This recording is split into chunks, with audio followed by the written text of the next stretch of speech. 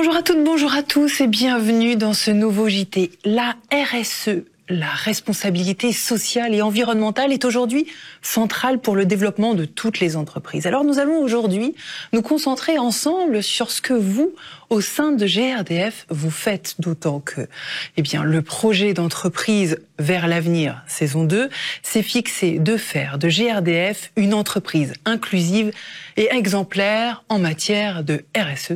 C'est l'action 12.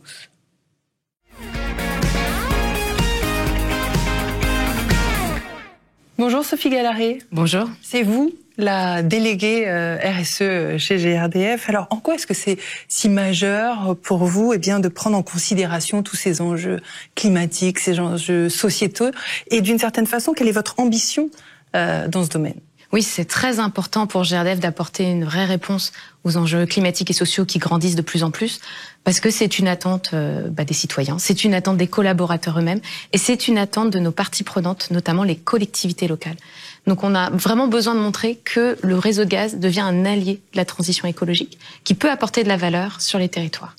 On a ancré déjà, depuis 2019, dans notre projet d'entreprise, 9 engagements RSE qui prennent évidemment en compte la transformation vers les gaz renouvelables, ça c'est majeur, c'est le cœur de notre activité, mais aussi le fait que on va réduire nos impacts environnementaux, on va réduire notre empreinte carbone, et puis on va aussi apporter cette valeur au territoire, par exemple au travers de nos achats, ou encore au travers des projets qu'on accompagne au plus proche du terrain. On voit bien cette volonté de s'inscrire comme ça dans le quotidien de chacun, mais comment est-ce que vous embarquez tous les collaborateurs, toutes les gazières, tous les gaziers, comment vous faites ? Les collaborateurs sont assez engagés, on voit une certaine effervescence, beaucoup d'initiatives sur le terrain déjà de même dans les métiers, et puis effectivement des plans d'action qui s'inscrivent dans les métiers, dans les régions.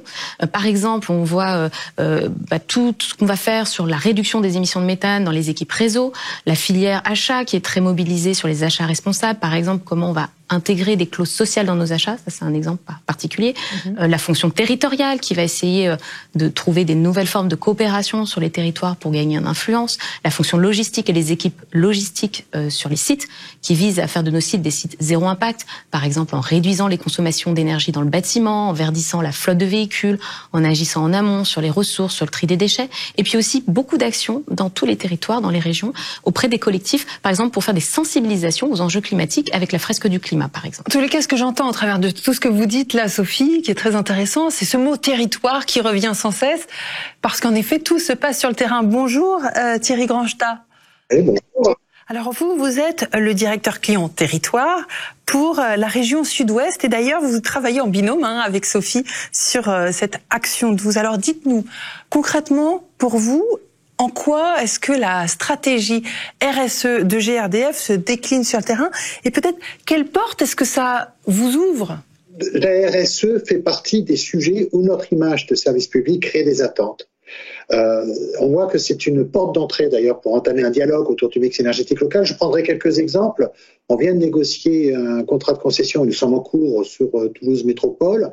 Une des questions était de savoir comment on pouvait s'engager sur à la fois les achats responsables, et une autre était de savoir comment on pouvait s'engager pour insérer des personnes qui étaient en difficulté d'emploi. On a un autre cas dans les Landes où on a eu une demande pour voir si on pouvait aider une association qui participe à la réinsertion de jeunes femmes qui ont eu des condamnations par la justice. Toutes ces actions font que les élus portent un regard différent sur nous. Alors, ces actions, elles peuvent être des demandes externes, mais aussi, et c'est ça qui est très intéressant, ça vient aussi de certains de nos collaborateurs qui sont des ambassadeurs RSE sur nos sites. Là, je prendrai aussi 2 exemples qui nous amènent à changer nos pratiques.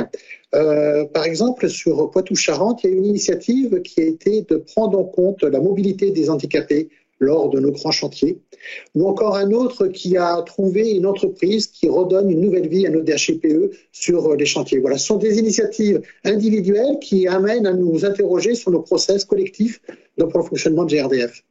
Oui, puis Thierry, ce que vient de rappeler aussi Sophie, c'est quand même ce développement du gaz vert, et donc GRDF dans les territoires a cette mission d'accompagner le développement du gaz vert. C'est une façon d'être aligné aussi pour vous avec ce que vous défendez ?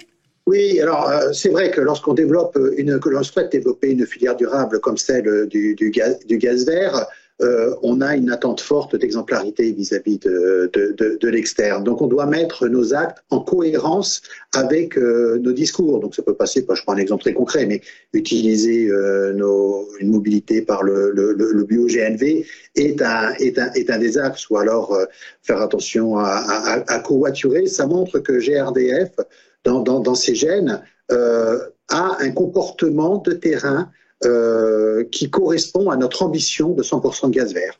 Merci Thierry, merci beaucoup. Parlons désormais, Sophie, si vous voulez bien, des émissions de méthane, qui est un sujet de terrain très important pour vous aussi. GRDF est engagé pour réduire ses émissions de méthane de 40% d'ici 2030. Voyez plutôt par vous-même ce qu'il en est. Direction tout de suite la région parisienne, tout près d'ici.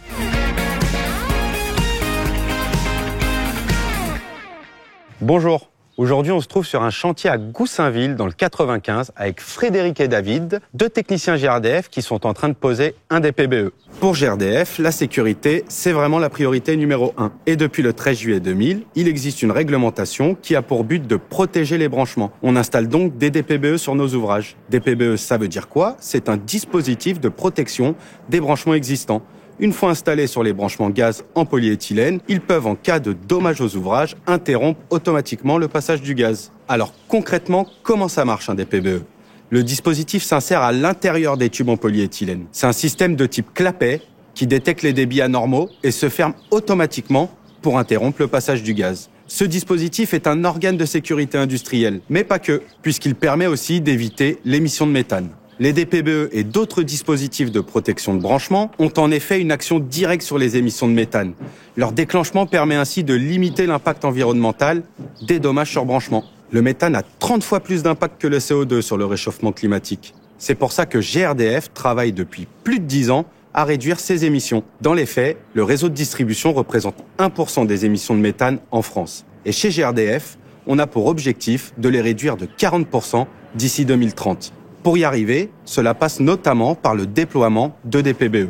En Ile-de-France, il est prévu d'installer 17 500 DPBE d'ici la fin 2024, soit près de 5 000 par an. En parallèle, depuis 2019, les actions de prévention de lutte contre les dommages aux ouvrages sur le réseau réalisées en Ile-de-France ont conduit à une baisse de 38% des émissions de gaz à effet de serre liées à ce type de dommages. Au total, sur cette même période, et toujours pour la région Ile-de-France, les émissions de gaz à effet de serre du réseau GRDF ont été réduites de 11%. Chaque acte qui vise à réduire les fuites fait non seulement gagner en matière de sécurité, mais aussi en matière d'impact environnemental. D'autres actions sont mises en œuvre pour réduire les émissions de méthane. Cela passe par principalement le renouvellement, la modernisation de certains de nos ouvrages, la réduction progressive des dommages aux ouvrages via notamment l'accompagnement et la formation des entreprises externes, l'amélioration de la qualité de notre cartographie qui permet d'affiner notre connaissance du réseau et donc d'éviter son endommagement.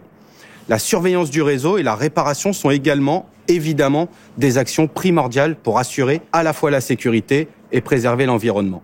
Pour aller plus loin, en Ile-de-France, des groupes de travail réunissant des techniciens réfléchissent à la manière d'améliorer les procédures et les gestes métiers quotidiens pour que l'entreprise devienne encore plus vertueuse en termes de RSE.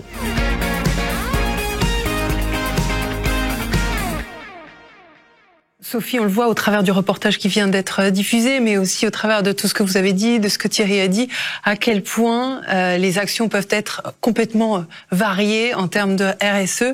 Vous avez peut-être un dernier mot à dire par rapport à tout ça ? Oui, dire qu'effectivement, il y a beaucoup d'actions collectives, mais il y a aussi des actions individuelles et que ça va être important que chacun puisse trouver à son niveau dans son métier, finalement, quel enjeu important il peut intégrer. Et il y a aussi une communauté de collaborateurs qui s'est constituée autour de ça, donc qui est ouverte à tout collaborateur au sein de l'entreprise, qui s'appelle Act for Change, voilà, que chacun peut rejoindre s'il a envie d'accélérer ces sujets à son niveau. En toute liberté. Merci beaucoup, Sophie. Merci à vous. C'est la fin de ce JT. Merci à vous de l'avoir suivi. On se retrouve très vite pour un prochain JT. Salut.